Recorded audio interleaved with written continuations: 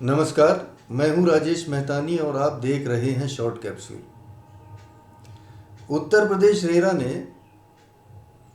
Authority के सम्मुख या कोर्ट्स के सम्मुख, जो रेरा कोर्ट्स होती हैं, दो बेंचेस हैं। एक तो लखनऊ हेड ऑफिस में है और दूसरा एनसीआर का जो ऑफिस है वहाँ भी एक बेंच है। तो वहाँ प्रस्तुत होने के लिए ड्रेस कोड लागू कर दिया। तो जो डिफरेंट रिप्रेजेंटेटिव्स होते हैं, जिसमें लीगल प्रैक्टिशनर भी हो सकते हैं या दूसरे अथॉराइज्ड रिप्रेजेंटेटिव होते हैं, उन सब के लिए। तो आइए देखते हैं कि ये क्या कोड है। तो सबसे पहले देखें, जो लीगल प्रैक्टिशनर्स हैं, यानी कि जो एडवोकेट्स हैं, अगर वो अथॉरिटी के सामने अपीयर होते हैं तो उनके लिए ड्रेस कोड वही होगा जो प्रोफेशनल ड्रेस कोड के सामने अपीयरेंस के लिए बार काउंसिल ऑफ इंडिया के जो रूल्स हैं उसके अंतर्गत section 49(1) GG of advocate act 1961, इसमें ड्रेस कोड दिया गया प्रैक्टिसिंग एडवोकेट्स के लिए वही रहेगा। हाँ, इतना ज़रूर है कि जो गाउन पहनना है वो ऑप्शनल है। वो आप, अगर आप लीगल प्रैक्टिशनर हैं तो गाउन पहनना ऑप्शनल है, आप चाहे पहने चाहे ना पहने। बाकी जो ड्रेस कोड है, मैं एक बार दोहरा दूँ, जो section 49(1) GG of the advocates act 1961, ठीक है, इसमें जो ड्रेस कोड दिया गया वही आपको रखना है। बस केवल गाउन जो है वो ऑप्शनल है। अच्छा, अब कुछ दूसरे रिप्रेजेंटेटिव होते हैं, जैसे चार्टेड अकाउंटेंट है। अधिनियम में कहा गया है कि प्रैक्टिसिंग एडवोकेट के अलावा भी रिप्रेजेंटेटिव हो सकते हैं। तो जैसे प्रैक्टिसिंग चार्टेड अकाउंटेंट हैं, कंपनी सेक्रेटरीज हैं, कॉस्ट अकाउंटेंट हैं, तो उनके लिए जो ड्रेस कोड है वो ये है कि जो फॉर्मल इंडियन ड्रेस होती है वो हो सकती है, या पूरी बाह की shirt, full sleeve shirt and trousers, और शूज़ होने चाहिए, चप्पल पहन के नहीं जाएंगे।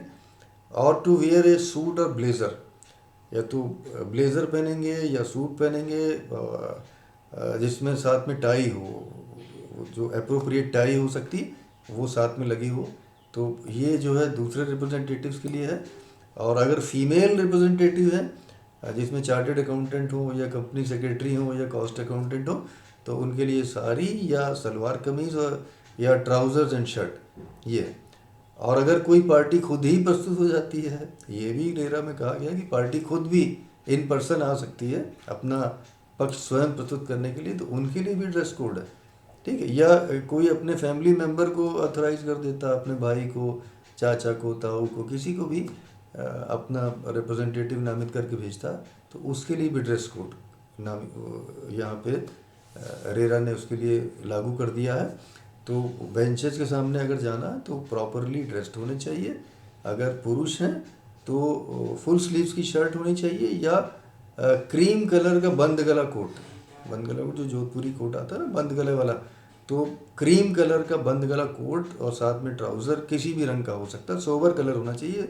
कोई सौम्य रंग का ट्राउज़र होना चाहिए, भड़कीले या चमकीले चटकीले रंगों का ना हो, सोबर कलर जिसको हम सौम्य रंग कह सकते हैं। या फिर काली या सफ़ेद शेरवानी हो सकती, साथ में चूड़ीदार पजामा, और या धोती कुर्ता हो सकता है, लेकिन उसके साथ में बंद गला कोट होना चाहिए।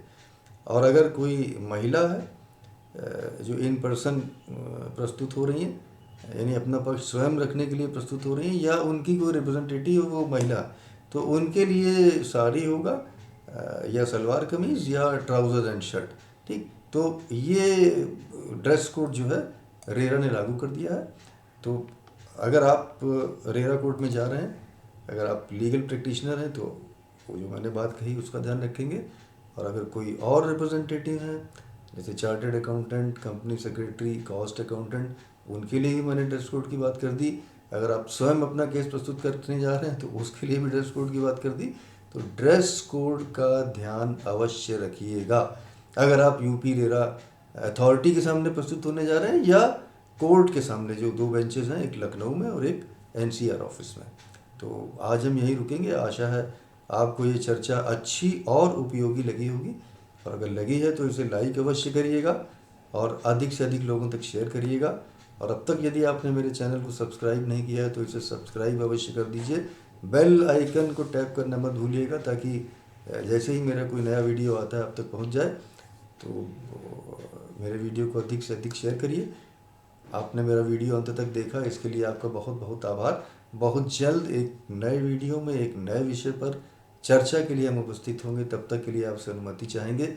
नमस्कार।